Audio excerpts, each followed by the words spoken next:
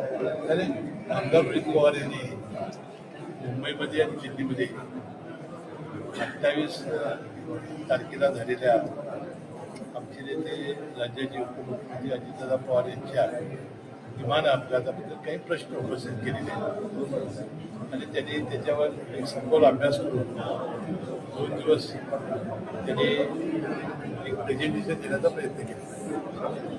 आता त्याही वेळेला राज्याच्या मुख्यमंत्र्यांनी सांगितलं होतं की लोकांच्या मनातल्या शंका या गेल्याच पाहिजेत आणि या ज्या शंका उपस्थित झालेल्या आहेत तर ज्याच्याबद्दल अनेक आक्षेप घेतले गेले आहेत त्याची सखोल चौकशी राज्य शासन करेल, केंद्र सरकार करेल आणि मला वाटते मुख्यमंत्र्यांनी अतिशय गांभीर्याने हा विषय घेतलेला आहे आणि त्याची चौकशी सुरू आहे.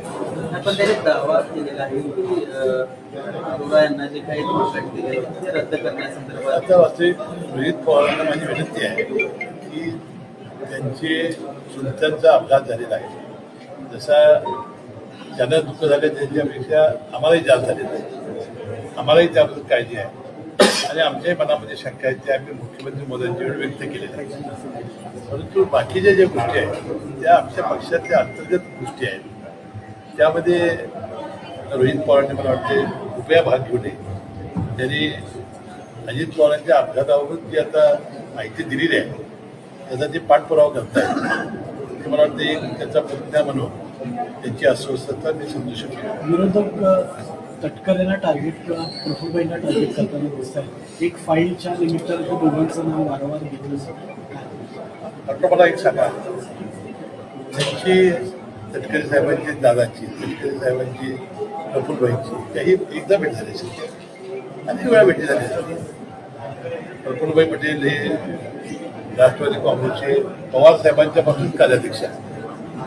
आजही ते कार्याध्यक्ष आहेत आणि अजितदादांच्या नंतर ते आता एक प्रमुख आहे. ज्यावेळेला राष्ट्रीय अध्यक्ष त्या सुरेंद्रबाईंना केलं जाईल त्यानंतर ते सुद्धा कार्याध्यक्ष राहणारच आहे.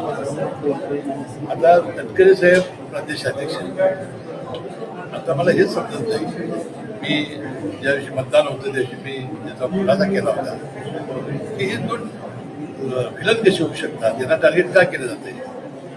जर प्रदेशाध्यक्ष सुनील तटकरेच असतील आणि ते आमदारांची मिटिंग बोलण्यासाठी त्यांना अधिकार असेल तर त्याची चूक काय आहे.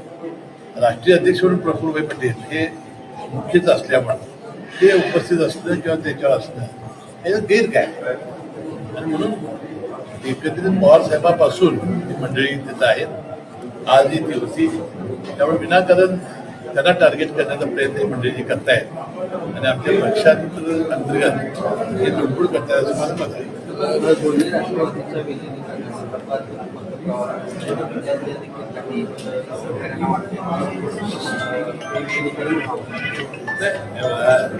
आता विलिनीकरणाचा मुद्दा मी अनेक वेळा मांडलेला आहे की अजितदादा ही चर्चा करत होते.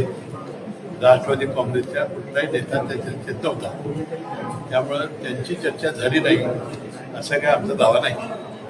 आता सवाल काय की दादा गेल्यानंतरची परिस्थिती बदललेली आहे. आता भारतीय जनता पक्षाला आपल्याला विश्वासात घ्यावं लागेल त्यांचे याबद्दल मत काय ते बघावं लागेल. त्याशिवाय आता सुरेंद्रबाईंनी यांचे जो कुटुंबीय त्यांना जे वाटते ते आता या पक्षामध्ये होईल. विलिनीकरणाचा जो मुद्दा आहे समजा विलिनीकरण झालाच पाहिजे त्याला आहेत असताना झालाच पाहिजे तर सगळं राज्याचं नेतृत्व अजितदादांकडे देण्यासंदर्भातले काही विचार किंवा अशा काही चर्चा ती काय मला माहिती नाही. मी नव्हतो ना चर्चेत परंतु त्यांच्या सांगण्यावरून तसं आहे की पवार साहेबांनी थांबायचं आणि अजितदादांनी करायचं असं ही मंडळी म्हणतात. राष्ट्रवादीच्या अक्षरामध्ये मासिकामध्ये आज अशा पद्धतीचा त्यांनी उल्लेख करण्यात आला दादांकडे शशिकांत शिंदेच्या चर्चेत असायची ती चर्चा विशेषतः की दोन्ही पक्षांच्या जिल्हा परिषद निवडणुकीबद्दल असायची. तर आम्हालाही फोन यायचे किंवा एकत्र जर येत असाल तर एकाचे नाव लढवा म्हणून आपण गडीला जर चंदगडमध्ये प्रयोग केला परंतु या इतकं पण दादा आमच्याशी काही बोलले नाही हे खरं. सर आढावा अजितदादा पवारांच्याकडे दिलेला होता तेव्हा मी जिल्ह्याचा पालकमंत्री होतो आणि त्या बैठकीला मी हजर होतो. ही MIDCची जमीन आहे आणि ती देण्याचा त्यावेळा ठराव झाला होता आणि त्याप्रमाणे तो मंजूर झाला होता, पण तो मंत्रिमंडळापुढे येणं बाकी होतं. आता मुख्यमंत्री महोदयांचं मी अतिशय मनपूर्वक आभारी आहे की त्यांनी त्या दिवशी 4 गोष्टी अजितदादा पवारांनी ज्या बैठका घेतल्या होत्या आणि अजितदादा पवार ज्यामध्ये जास्तीत जास्त त्यांना इंटरेस्ट होता अशा गोष्टी करून त्यांना एक आदरांजली वाहण्याचा प्रयत्न मंत्रिमंडळाच्या बैठकीत करण्यात आला. एक पुरंदरचं विमानतळ, पुण्याचं नवीन विमानतळ करण्यासाठी हुडकोकडून कर्ज घेण्याचा विषय होता. त्यानंतर बारामतीचं जे क्रीडा संकुल आहे त्याला 75 कोटीची कमतरता होती, ते 75 कोटी रुपये मंजूर केलं. विकासवाडीचं आंतरराष्ट्रीय दर्जाचं क्रिकेटचं जे स्टेडियम होतं ते त्यांच्या काळात त्यांनी निर्णय घेतलेला होता, त्याची कारवाई करण्याचा प्रयत्न असेल. किंवा इंदापूरला जी शेती महामंडळाची जमीन होती ती MIDCला देऊन पुण्यामध्ये नवीन दुसरी MIDC, अशा एक 4-5 चांगल्या गोष्टी त्या दिवशी अजितदादा पवारांच्या स्मरणात मुख्यमंत्री महोदयांनी करून एक चांगली आठवण आणि आदरांजली करण्याचा प्रयत्न केला. आणि त्यामध्ये कोल्हापूरचा एक नागरिक म्हणून इथला एक लोकप्रतिनिधी मी मनपूर्वक आभारी आहे की हे आंतरराष्ट्रीय दर्जाचं स्टेडियम करण्यात आलं. आणि जिल्हा नियोजन मंडळाचा मी मनपूर्वक आभारी आहे की त्याला अजितदादाचं नाव देण्याचा ठराव त्यांनी केला.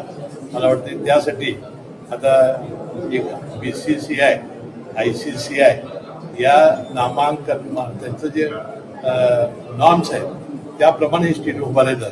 मला वाटते अतिशय एक दर्जेदार स्टेडियम उभं राहील आणि आपल्या क्रिकेटपटूंचं अनेक दिवसाची T20 अशा मॅचेस बघण्याचं स्वप्न आमच्या तरुणांचं पूर्ण होईल. पण या संदर्भात दादांचं नाव घेण्याचं काही संघटना होतात की छत्रपती शिवाजी महाराजांचं किंवा सावरकरांचं नाव द्यावं. नाही, आता दादांचं नाव दिलेलं आहे. ज्या व्यक्तीनं त्याला महत्त्वाचा वाटा घेतला, अजितदादांचं विकास कामावर एवढं प्रचंड प्रेम होतं की पदोपदी आता त्यांची आठवण येत राहील. ते जे कोण हा विषय काढू इच्छित आहे, अनेक अजून नावं द्यायची शिल्लक त्यांना आपण देऊ. शेवटचा प्रश्न, आज सुरेंद्र त्यांनी जिल्हा परिषद राष्ट्रवादीच्या ज्या जिल्हा परिषद सदस्यपदी निवडलं त्यांनी तालुका निहाय बैठक घेतली आणि खीर देण्याचा प्रयत्न केलेला आहे. कोणी पार्टीशी नाही असं समजलं का आम्ही तुमच्या पार्टीशी आहे. नाही, आता सुनेत्रा वहिनी आणि त्यांच्या कुटुंबियांची जी जबाबदारी आहे ती पार पाडतायत. आमचा पक्ष एकसंघ ठेवणं, आमदारांना एकसंघ ठेवणं आणि राज्यभरातल्या सगळ्या राष्ट्रवादीच्या कार्यकर्त्यांना आणि देशभरातल्या राष्ट्रवादीच्या कार्यकर्त्यांना एक मनोधैर्य देणं किंवा तुम्ही पोरके नाही, तुम्ही आम्ही तुमच्या मागे आहोत ही जाणीव करून देण्याचा ते प्रयत्न करतायत. हा स्तुत्य उपक्रम आहे. साहेब, शेवटचा प्रश्न, मुंबईमध्ये किंवा राज्यभरामध्ये मोठ्या प्रमाणावरती बांगलादेशी मजूर आहेत, ते करत आले असं बोललं जातंय. मुंबईमध्ये विशेषतः आता महाराष्ट्र इतर ज्या नगरसेवक त्यांनी हा मुद्दा उपस्थित केला. काही दिवसांपूर्वी चौमहिने देखील हा मुद्दा उपस्थित केला. कसं पाहताय? त्याची का मला माहिती